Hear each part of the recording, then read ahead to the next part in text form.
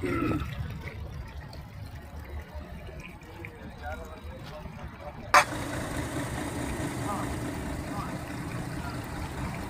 দর্শক মণ্ডলী, উপস্থিত হলাম আপনাদের মাঝে।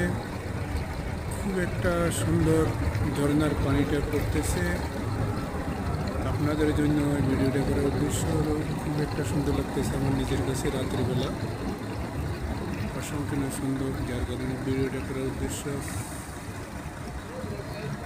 প্রিয় দর্শক মণ্ডলী, আপনাদের মাঝে যে ভিডিওটা উপস্থাপনা করা হচ্ছে, অবশ্যই ভিডিওটা উপভোগ করে আপনারা কিছু অবশ্যই মন্তব্য করবেন।